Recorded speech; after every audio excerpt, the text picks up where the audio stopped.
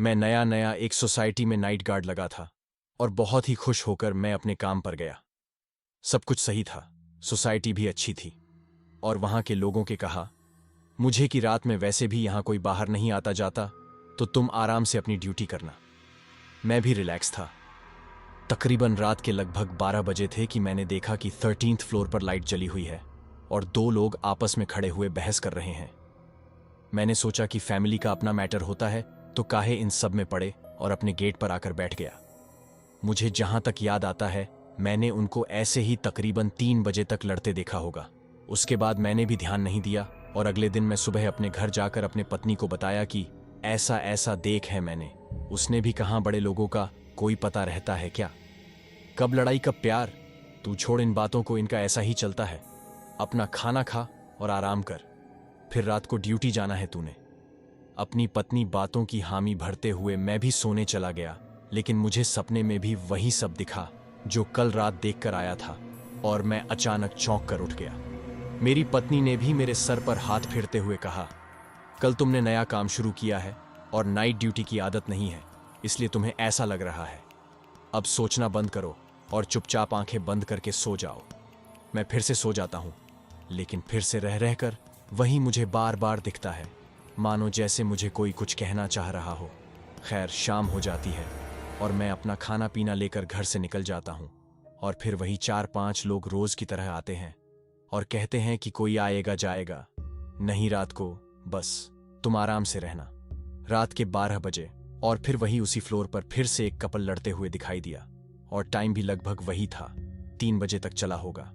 अब मैं ये बात किसी पूछूं, क्योंकि मेरे अलावा कोई था भी तो नहीं। मैंने भी इग्नोर करके अपने काम में लग गया और अगले दिन सुबह जब शिफ्ट चेंज हो रही थी तो मैंने मॉर्निंग वाले गार्ड से पूछा कि ये क्या मांजरा है। तो उसने जो मुझे बता मैं सुनकर सन्न हो गया और उससे बात करके वहां से घर की तरफ चल दिया। घर पहुंचकर मैंने अपनी पत्नी से कहा कि मुझे लगता है मैंने कहीं गलत जगह तो जॉब कर ली। मेरी पत्नी भी मुझ पर चिल्लाते हुए कहती कि एक तो बड़ी मुश्किल से जॉब मिली है और तुम्हें उसमें भी कमी लग रही है। कुछ करेगा या नहीं, या बस ऐसे बैठकर खाने का इरादा है। अब तुम्हारे बाप दादा कोई खजाना तो यहां छोड़ नहीं गए कि हम बैठकर खाए। मजदूरी तुमसे होती नहीं और पढ़े लिखे तुम हो नहीं, तो अब क्या करोगे? मैंने भी उसकी बात का जवाब देते हुए कहा, देखो मुझे वहां के मॉर्निंग गार्ड ने बताया था कि उस सोसाइटी में कुछ गड़बड़ है, क्योंकि वहां कोई भी गार्ड 1 महीने से ज्यादा काम नहीं करता, ना कोई जायदा कोई इधर उधर दिखाई देता है। अब तुम बताओ मैं कैसे अपनी जान खतरे में डाल सकता हूं? कुछ भी कहो, लेकिन कल मैं आखिरी बार जाऊंगा और उसके बाद कोई नया काम ढूंढूंगा। उस दिन पूरे दिन मैं सही से सो नहीं सका और करवटें ले लेकर अपना टाइम काटा रहा। अब शाम का समय हो गया था और मेरी पत्नी काम से वापस नहीं आई थी, तो मैं घर बंद करके जैसे ही घर से बाहर निकला वैसे ही बिल्ली ने मेरा रास्ता काट दिया। मैंने भी उसे इग्नोर करते हुए अपने काम पर पहुंच गया। हमेशा की तरह वो 405 लोग आए और मुझे समझाते हुए जाने लगे कि मैंने पीछे से उनको आवाज लगाई, लेकिन उन्होंने पीछे मुड़कर नहीं देखा और बिना कुछ बोले चले गए। अब रात के ठीक 12 बजे थे और फिर वही ड्रामा स्टार्ट हो गया था, लेकिन इस बार हाथ-पाई भी हुई और मुझे वहां से एक औरत के चिल्लाने की आवाज भी आई। पहले तो मैंने अनदेखा कर दिया, लेकिन धीरे धीरे वो आवाजें और तेज होने लग गई। अब मुझे लगा कि कहीं बाकी के लोग ना उठ जाए, तो मैं उस फ्लैट में देखने के लिए गया कि शायद मुझे देखकर कुछ मामला ठंडा पड़ जाए। अब 13th फ्लोर पर पहुंचकर मैंने डोर बेल बजानी शुरू की, लेकिन कोई जवाब नहीं आया। मैंने कई दफा दूर बेल बजाई, लेकिन कोई जवाब नहीं आया और मैंने मजबूरन उनका दरवाजा पिटना शुरू कर दिया, लेकिन कोई जवाब नहीं आया। लेकिन थोड़ी देर में मेरा सुपरवाइजर से ये सब देखकर ऊपर आ गया और मुझे खींच कर ले जाने लगा। मैंने उसको बहुत समझाया, लेकिन उसने मेरी एक ना सुनी और मुझे घसीटते हुए नीचे ले गया। मैंने उसको बोला कि आपने ये सही नहीं किया कि उस फ्लोर पर जो लेडी है वो मर जाएगी, वो आदमी उसको मार डालेगा। वो चिल्ला रही थी और आप वजह उसकी मदद के वहां से मुझे खींच लाए। मेरे सुपरवाइजर ने मेरे मुंह पर अपनी उंगली रखते हुए कहा, जिस फ्लैट की तुम बात कर रहे हो उसमें पिछले 2 साल से कोई नहीं रहता है। जब से उस औरत का मर्डर हुआ है तब से वो फ्लैट वैसे ही बंद पड़ा है। इतना सुनते ही मेरी बॉडी ठंडी पड़ने लग गई और जैसे ही मैंने वापस उस फ्लैट की तरफ देखा तो मुझे एक खून से सना हाथ अपनी ओर आने का इशारा करते हुए दिखाई पड़ा, जिसे देखने के बाद मैं आज भी रात को बाहर निकालने से डरता हूं।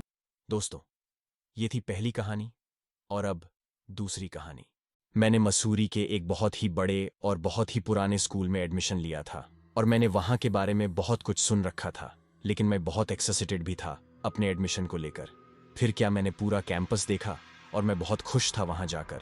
लोगों का मानना था कि वहाँ पर कुछ ना कुछ ऐसा अजीब और गरीब होता रहता है जो इंसानी ताकतों से काफ़ी परे है, लेकिन मैंने अभी तक ऐसा कुछ महसूस नहीं किया था। खैर, होता भी कैसे, क्योंकि मेरा यहाँ पहला ही दिन था। मेरा एक दिन का अनुभव यही कह रहा था कि ऐसा कुछ भी अजीब और गरीब यहाँ नहीं है। मैं भी पूरा कैंपस देखते देखते अपने हॉस्टल के रूम में पहुंचा। वहां मेरा रूममेट पहले से मेरा इंतजार कर रहा था और जैसे ही मैं वहां पहुंचा उसने मेरा बड़े ही गर्मजोशी से मेरा वेलकम किया, जो कि मेरी एक्सपेक्टेशन के बिल्कुल विपरीत था। आमतौर पर जब भी आप कहीं किसी भी नए कॉलेज या स्कूल में जाते हो तो आपकी खूब खिंचाई होती है, लेकिन ये तो बिल्कुल उल्टा ही था। अब मैंने अंदर जाकर एक एक चीज चेक की। कही मेरे साथ कोई फ्रैंक तो नहीं हो रहा है, लेकिन शॉकिंग ऐसा कुछ भी नहीं था। बस क्या था, इसके बाद मैं रिलैक्स हो गया और आराम से एडजस्ट हो गया।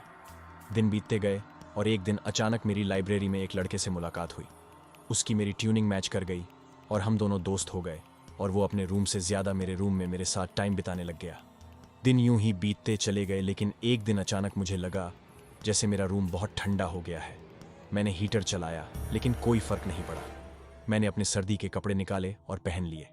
यकीन मानो, उस दिन मुझे ऐसा लगा जैसे सितंबर के दिनों में दिसंबर और जनवरी की ठंड हो रही हो। मैंने हार कर फिर अपने मेंटेनेंस डिपार्टमेंट में कॉल किया, लेकिन उसने कहा ऐसा हो सकता कि आपके रूम का एसी खराब हो गया हो। आप एक काम करो, कुछ टाइम बाहर घूम लो, तब तक मैं इसको रिपेयर करवा देता हूं। इतना सुनकर मैं अपने रूम से बाहर निकल गया और सीधे लाइब्रेरी पहुंच गया और मेरा वही दोस्त बैठा हुआ मेरा वेट कर रहा था। मैंने काफी टाइम उसके साथ बातचीत भी की, लेकिन इस बार मुझे थोड़ा अजीब लगा कि लोग हम दोनों के ऐसे घूर घूर कर देख रहे थे, मानो जैसे मैं कोई पागल हूं और सिर्फ अपने आप से बात कर रहा हूं। कुछ देर के बाद मैंने अपने उस दोस्त से कहा, चल यार, मैं अपने रूम में जाकर चेक करता हूं कि ठीक हुआ या नहीं। बस इतना कहकर मैं वहां से निकल जाता हूं और जैसे ही रूम के बाहर पहुंचता हूं तो हॉस्टल के बाहर बहुत सारी पुलिस कार और एम्बुलेंस खड़ी थी। मेरे रूममेट ने मुझसे पूछा कि ये क्यों आए हैं सब, कुछ हुआ है क्या? मैंने भी न में सर हिलाते हुए कहा कि मुझे भी कुछ नहीं पता। और जब मैं रूम में गया तो वहां टेम्परेचर नॉर्मल था, लेकिन उस रात मुझे पता चला कि मेरा वो दोस्त जिसे मैं लाइब्रेरी में मिलता था, वो उसी दिन दोपहर को उसकी मौत हो गई थी। मेरे रूममेट को जब ये बात पता चली तो उसने मुझे कहा कि तुझे रूम ठंडा कब लगा था? मैंने उसको बोला कि दोपहर का समय था, लगभग 1 बजे थे, और मैं उसके बाद उसे मिला भी था, लगभग 2 बजे थे। मेरे रूममेट ने मुझे बताया कि उसकी मौत का समय भी दोपहर के 1 बजे ही था। इसका मतलब तुम्हें उसकी मौत का पहले ही पता चल गया था। मैंने भी चौंकते हुए पूछा, पर क्या था जो मैं उसके साथ 2 बजे मिला था? मेरे रूममेट ने मेरे कंधे पर हाथ रखता हुए कहता है कि वो तुझे गुड बाय कहने आया था, बस। उसके बाद वो दिन है और आज का दिन है। मुझे कभी भी उस रूम में टेम्परेचर की कोई समस्या नहीं हुई ले। आज भी मुझे वो दिन याद आते ही मेरे रोंगटे खड़े कर देता है। लेकिन उस दिन के बाद मेरी लाइब्रेरी जाने की दोबारा हिम्मत नहीं हुई। तो दोस्तों, आज की वीडियो में बस इतना ही। वीडियो पसंद आया तो मेरे चैनल को सब्सक्राइब करें। धन्यवाद।